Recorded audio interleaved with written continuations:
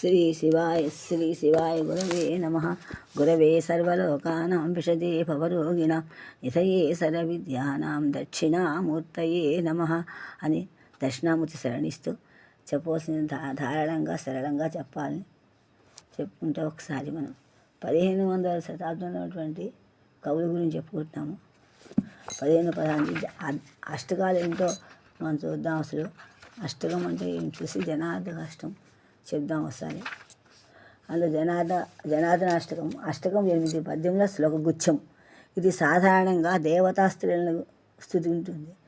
అనేకమైనటువంటి సాహిత్య ప్రక్రియ కూడా మొట్టమొదటి వాడినట్టు ఈ సోమనాథుడు బసవాష్టకాన్ని, వృషభాష్టకాన్ని, త్రివిధ లింగాష్టకములను రచించాడు. త్రివిధ లింగాష్టకములను మల్లికార్జున పండితారాచుడు కూడా అమరేశ్వర అష్టకం రచించాడు. పాల్కురికి సోమనాథుడి అష్టకములు నిడదవోలు వెంకటరామ గారు కూడా తన లీవ్ ఆఫ్ తెలుగు పోయిట్స్ అనే గ్రంథంలో కూడా చెప్పారు. చూస్తే ఇవన్నీ కూడా సంస్థలు రచించినట్లుగానే తెలుస్తోంది. తెలుగులో అష్టకము రచన చేసిన వాళ్ళ ప్రథముడు రుద్రకవియే. అతని జనార్దనాష్టకము అష్టక వాంగ్మయ చరిత్రలో అద్వితీయమైంది. అది చూసుకుని జనార్దనాష్టకం చూద్దాం. ఇది చాలా శృంగారం.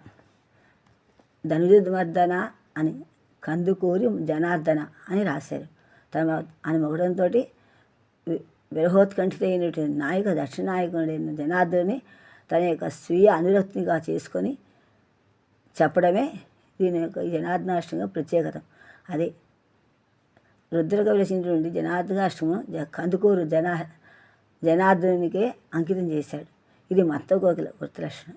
ఇది మాత్రా ఛందస్సులో రచితమైంది.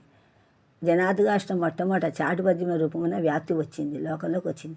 తర్వాత ఆనందమోహన వాక్యముల పక్షమున ఆరుద్ర గారి పీఠికలో బాపు చిత్రణతో సర్వాంగ సుందరంగా ప్రచురించారు. జనార్దనాష్టకంలోని ఒక పద్యం చూద్దాం.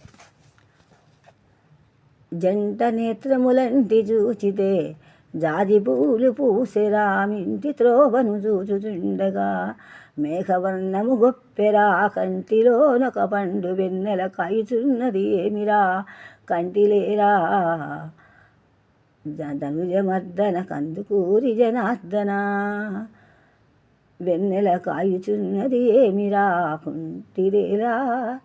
రాకుంటిలేరా ధనుజమర్దన కందుకూరి జనార్దన అని కందుకూరు రుద్రకవి రచన స్థిరస్థాయిగా నిలవటానికి ఈ అష్టకం చాలు. జనార్దన అష్టకం చాలు.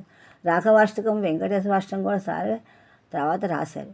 తర్వాత చెప్పుకోదగ్గ అష్టకాలు జనార్దనాష్టకం, తర్వాత చెప్పుకోదగిన తెలుగు అష్టకాలు అని చెప్పుకుంటూ ఒకటి